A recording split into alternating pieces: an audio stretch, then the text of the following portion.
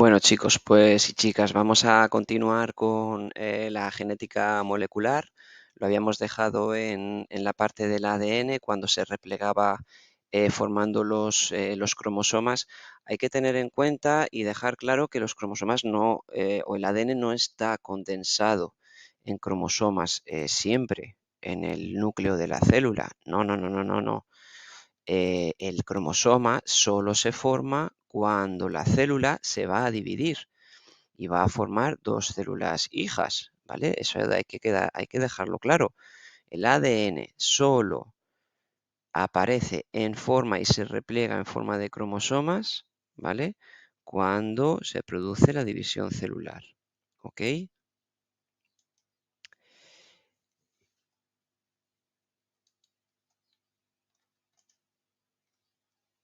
Vale.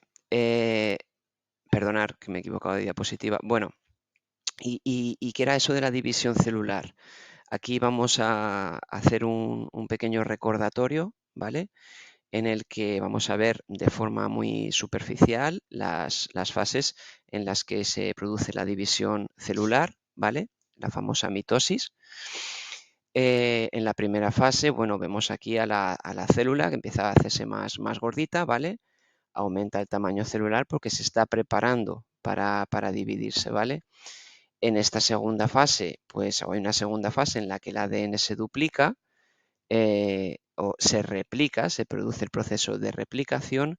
Pues ¿por qué? Pues porque, a ver, cada célula hija va a tener la misma información genética. Entonces el ADN va a producirse su replicación, va a replicarse. En la siguiente fase es cuando una vez ya replicado, ¿vale? El ADN se va a condensar en los cromosomas, ¿vale? Se hacen pelotitas, pero bueno, con forma de bastoncitos, que son los cromosomas, como ovillos, por así decirlo. Podemos decir que el ADN son como hilos y se van condensando en ovillos, ¿vale? Y esos ovillos tienen forma así de bastoncitos, ¿vale? Así, que son los cromosomas.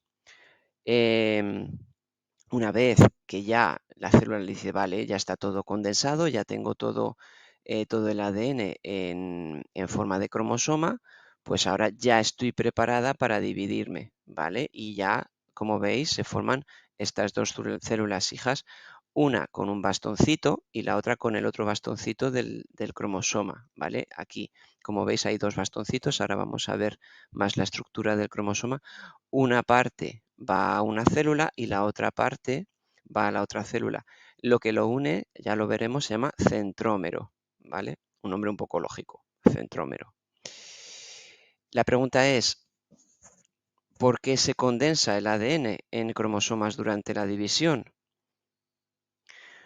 Hombre, pues está claro, porque si fueran hilos y los hilos estuvieran desperdigados, pues sería más difícil que las células hijas tuvieran la misma información genética. Entonces, lo que hace la célula es decir, bueno, es mejor condensarlo, tenerlo en ovillitos y así me aseguro que cada célula hija tiene la misma información genética, ¿vale? Si lo concentro es mejor que si lo tengo disperso, ¿vale? Como veis aquí en la anafase, mejor dicho, perdón, en la anafase tenemos los cromosomas ya condensados en mitad de la célula y ya en la anafase los bastoncitos se separan hacia los polos de lo que va a ser las futuras células hijas.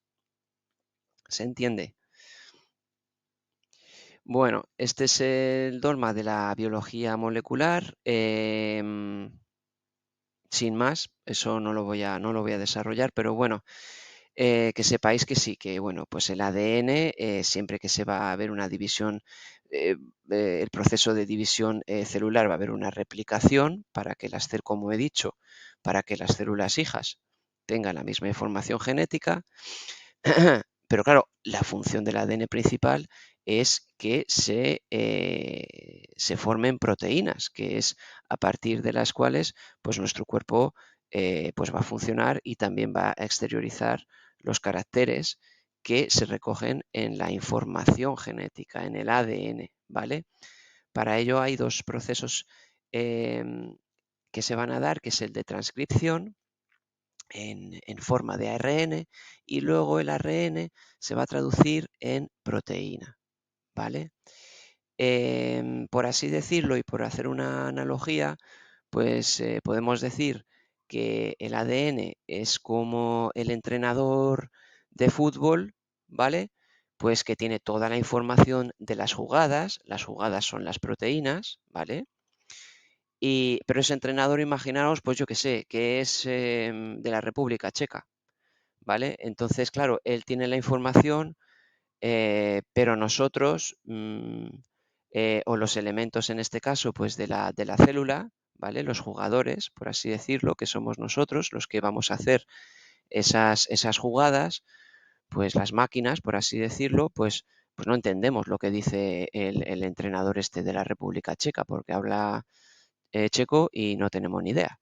Entonces, pues ahí tenemos a la RN, ¿vale? Que podemos decir que es el traductor, y toda la información de lo que nos está diciendo el entrenador, pues va a pasar por ese proceso, en este caso, de copia, porque claro, el traductor, en este caso, tiene que entender al ADN, va a haber una transcripción y luego nos lo va a traducir, a toda la maquinaria de la célula, ¿vale? Para que se formen las proteínas. La maquinaria de la célula seríamos pues nosotros, los jugadores o las jugadoras, ¿vale? Y luego ya nosotros, pues toda la información que nos ha dado el entrenador este checo, pues la vamos a poder llevar a cabo a través de las jugadas, por así decirlo, que serían las proteínas, ¿vale? Entonces, como veis, en todo ese proceso, desde que el entrenador tiene la información, se la ha pasado al traductor del equipo y luego pues nosotros lo hemos podido recibir para dar lugar a las jugadas, es lo mismo que todo este proceso o todo este dogma en el que, bueno, pues desde el ADN hasta la proteína, que es mm, las moléculas o las biomoléculas a través de las cuales pues nosotros exteriorizamos nuestros caracteres y demás, pues se va a ejecutar, ¿vale? Entonces, este es un poco la analogía. Espero que se entienda, ¿vale? Porque la verdad que esto, para mí, dentro de la biología, es de lo más importante que vais a ver. Habíamos dicho que el proceso de replicación, ¿vale? Era importante para que se diera lugar la división, para la división celular, ¿vale? Dentro de la división celular había dos células hijas, como hemos dicho, y cada célula hija va a tener la misma cantidad y la misma tipo de información genética. Lo que es importante saber es que cuando se replica el ADN, la replicación se dice que es semiconservativa. ¿Por qué? Pues porque de cada hebra, si esta es el antiguo ADN, cuando se va a replicar, ¿vale? Pues se va a formar de una cadena, se va a replicar a otra, va a haber una replicación, es decir, se va a hacer una copia, y de la otra cadena se va a hacer otra copia, que sería la naranja, ¿vale? Por eso se dice semiconservativa, ¿vale? Porque de una cadena original se va a formar una copia. Al principio los científicos, pues esto no se veía de forma tan sencilla y entonces pues plantearon tres teorías: que podía ser conservativa, es decir, que del ADN original se formaba otro igual exactamente, ¿vale? Que sería la conservativa, como veis aquí los palitos, ¿vale? Es decir, ADN original, es decir, las dos cadenas, pues la otra que se formaban eran iguales, ¿vale? Y luego también había otro modelo que pensaban que podían también ser así, que era el dispersivo, que decían pues que había trocitos. Los trocitos del ADN original pues se iban formando copia, pero por trocitos, no la cadena entera. Al final, pues Watson y Crick vieron que efectivamente no era ni una cosa ni la otra, sino que el modelo era semiconservativo, es decir, que de una cadena entera, ¿vale? Uy, perdón. Que de una cadena entera había una copia, ¿vale? Se formaba una copia eh, de cada hebra, por así decirlo, ¿vale?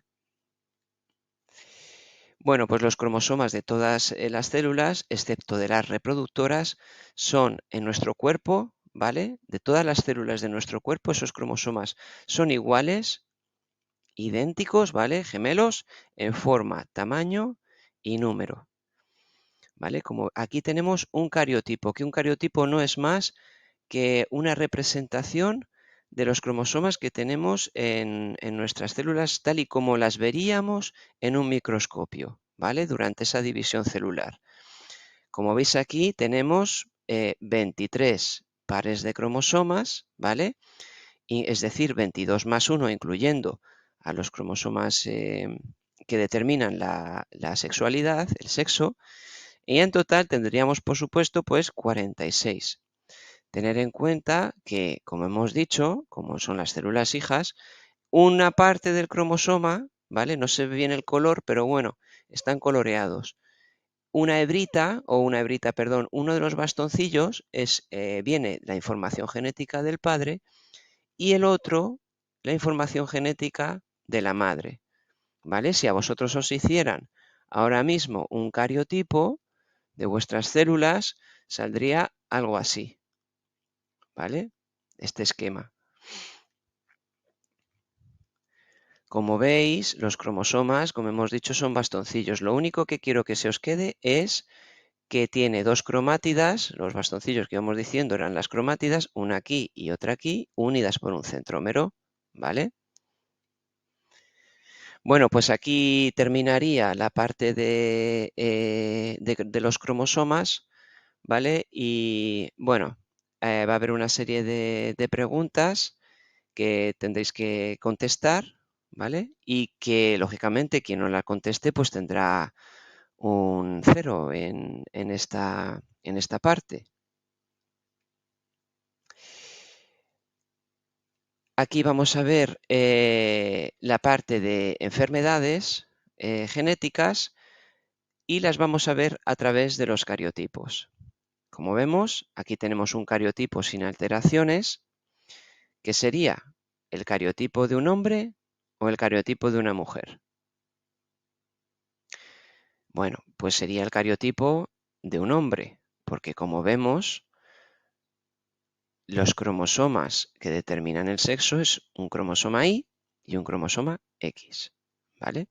Cromosoma Y porque tiene forma de Y.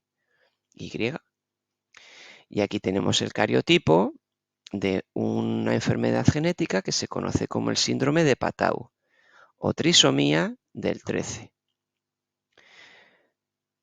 En principio parece que no hay diferencias entre uno y otro, ¿vale? También se trata de un hombre, ¿vale? Porque tiene los cromosomas sexuales X e Y, pero sí que hay una diferencia y lo indica aquí, trisomía del 13.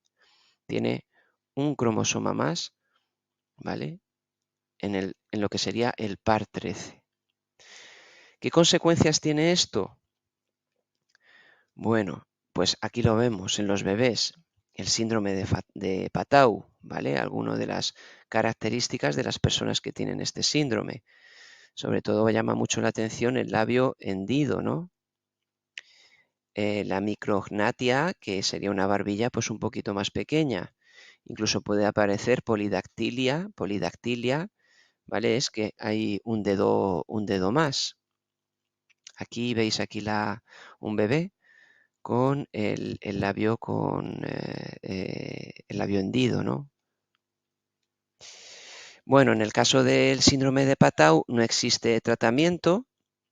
La mayoría de los bebés mueren, pues ya sea cuando están todavía dentro del vientre de la mamá, ¿vale? O poco tiempo después de nacer.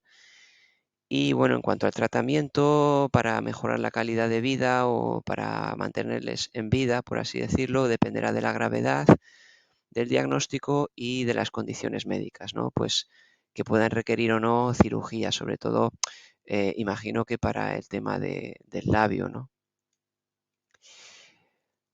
Bueno, pues como podéis imaginar, ahora habría una actividad que va a ser grupal, se va a hacer en clase y vais a tener que hacerla en grupo de 3 personas, vais a elegir una de las enfermedades genéticas que os voy a dar en la lista. Vais a tener que exponer, porque se trata de una exposición que vais a tener que hacer las 3 personas, es decir, os tenéis que dividir el contenido, tenéis que buscar información sobre alguna de estas enfermedades y presentarla en Canva y PowerPoint. ¿Qué son los contenidos mínimos que tiene que tener? Pues como lo que os he hecho yo en esta presentación. Presentar el cariotipo de esa enfermedad, qué características y síntomas tiene la persona que la tiene, si hay fotos, pues mejor, y el posible tratamiento o intervención médica que se le pueda dar pues, para mejorar su calidad de vida. ¿Vale? Y este sería el listado de enfermedades: el síndrome de Turner, el síndrome de Cri-du-Chat, síndrome de Edwards, síndrome de Down o de Klinefelter. No tenéis que hacerlo de todas, solamente elegir